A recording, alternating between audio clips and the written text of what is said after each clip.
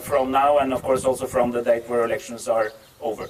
What message did you bring to President Anastasiadis from Turkey? You had some meetings yesterday. I had meetings in Turkey, and what I will share from those meetings is that there is strong support from the Turkish government at the highest possible level towards helping this process, to encouraging a process towards a settlement, a reunification of the island, and that they will do what is in their power to facilitate that and make that happen. It was a very constructive meeting, and I strongly feel that there is a keen interest in Turkey, but also in a number of other concerned countries, that this is the time to solve the problem. Assurance to President regarding the future with the exclusive economic zone, that we will not see Barbaros again. There is now, the Barbaros is, I've been told that Barbaros is not coming back there, in NAVTEX is not renewed, and what is now on everybody's mind, including Turkey, is to facilitate a speedy return, not only a speedy return to negotiations, but also a speedy conduct of negotiations, and they will do what they can do to make that possible. Mr. Eide, I have two questions. First one is, you went to Greece yesterday, you went to Turkey, you had a constructive meeting. What about Greece? Why have you not visited Greece? And second question is, will the first meeting between the leaders be held here in Cyprus or somewhere else? I think it was mentioned in your previous visit. Thank you. Yes, on the second question, it will definitely be held here, because at that meeting and immediately after that meeting, we will discuss the exact timing and the exact structuring of the talks. I remain open to whether we should conduct the talks only here, or whether there is a need to go somewhere else. That's basically up to the leaders to decide. But the first meeting will be definitely held right here. On the first question, I have to be to Greece before. I've been to Turkey before. I will go to both Greece and Turkey again. But I have so far not had a meeting at the highest political level with the new Greek government. I reached out to them on more or less the day they came into power, and they said they will. But I think it's also well known that they've had some other priorities over the last months. So I'm going there as soon as we agree on a date. Sir, are you planning to put any proposals on the table in order to bridge the gap between the two sides? Yes, I will. I will actually not start by coming up with proposals on my own.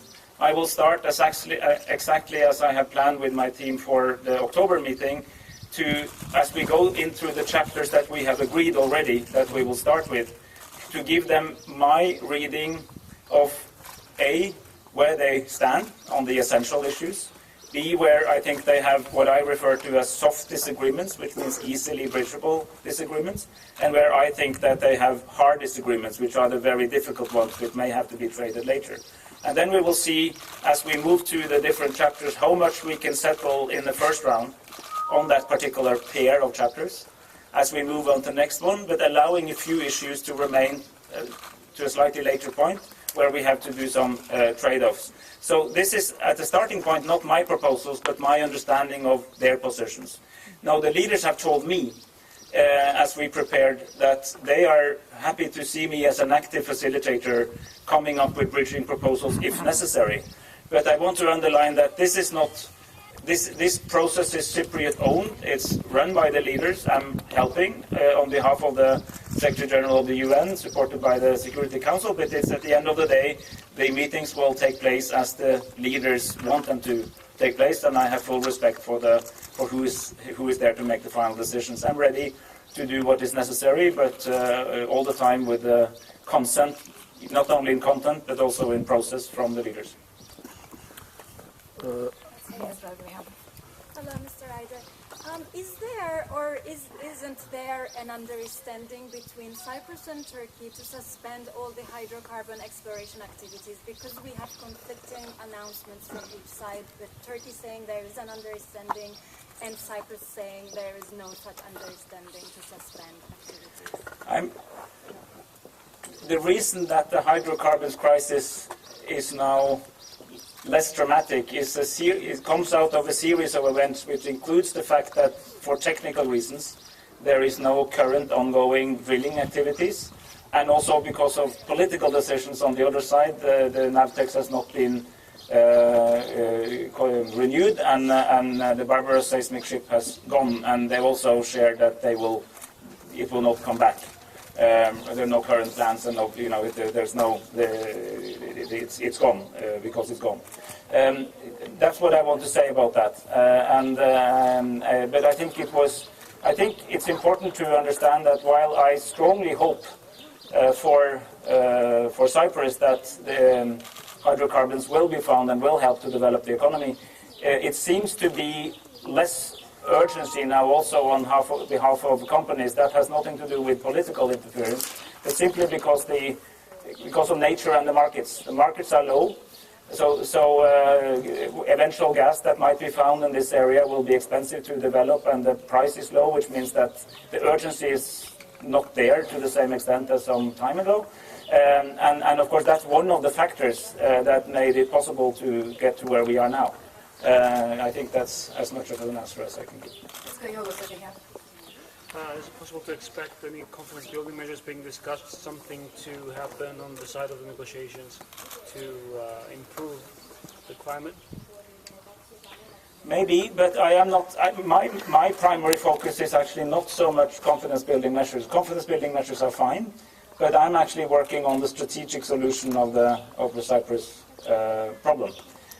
Which means that we are looking for what I would call the big prize, which is the a kind of strategic compromise between the sides. That's what's most important. But of course, if there is initiatives on one side or the other or both in the process, that's helpful. But I have nothing to announce on that. Yeah, I want to stand on the point you made about this being a decisive year. We've heard this time and again over the course of 40 years. Please explain to us, please explain to us what makes this different this time. And the urgency, you mentioned urgency, you mentioned all these things that make this very important. What would happen if things didn't work out then? Yeah, it's a good question, and thanks for asking, because I'm aware that it has been said before. I think that I will start by saying that the regional political climate is, as you know, very serious. We have never, in my lifetime, we haven't seen anything as bad as the breakup of the Eastern Mediterranean and the Middle East region, which I think is it's a change, because it's really, I've said this before, it's not only the usual trouble in the Middle East, it's a completely different level. So that makes me think that this is a particularly bad moment to maintain a non-solution. Secondly, I think the hydrocarbons crisis illustrates that while Cypriots of both communities may have thought that this is principally a question for themselves, and that the broader dimensions and your connection to the broader neighborhood, and not talking only of one neighbor, but the broader neighborhood, have become more evident because a number of key players internationally are looking at the Eastern Mediterranean energy area as a whole, in a sense. Which means that Cyprus is not exempt from geopolitical developments. A third point is that, as you know, I've been engaged in a number of international conflicts, and a quite common feature is that there is deep division in the international community. That key players side with one or the other. It's still the case in Cyprus that the international community is reasonably aligned.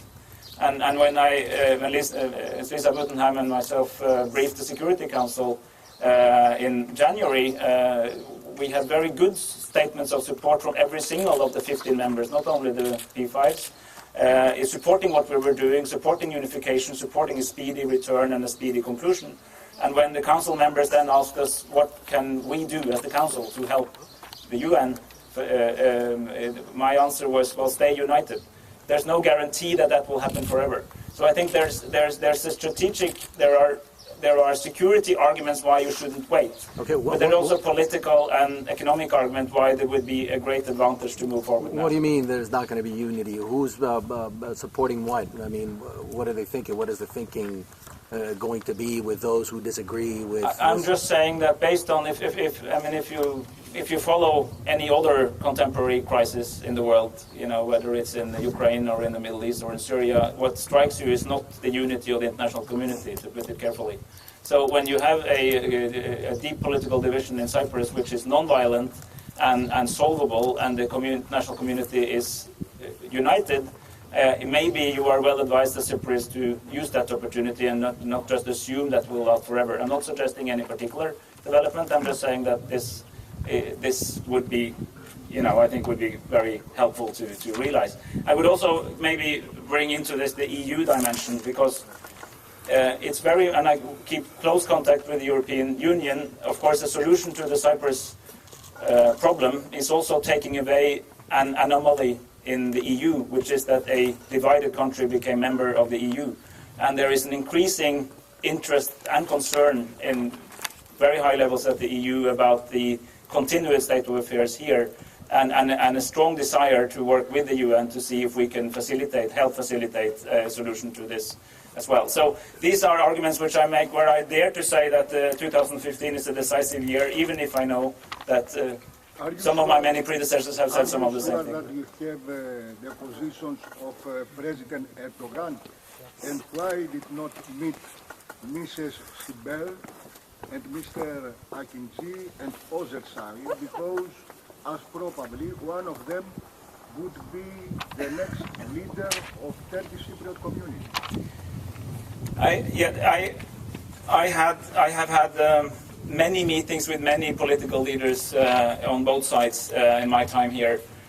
Right now, at this particular moment, I think it was important to talk to the people who are the current leaders. I'm perfectly aware that that may change. It may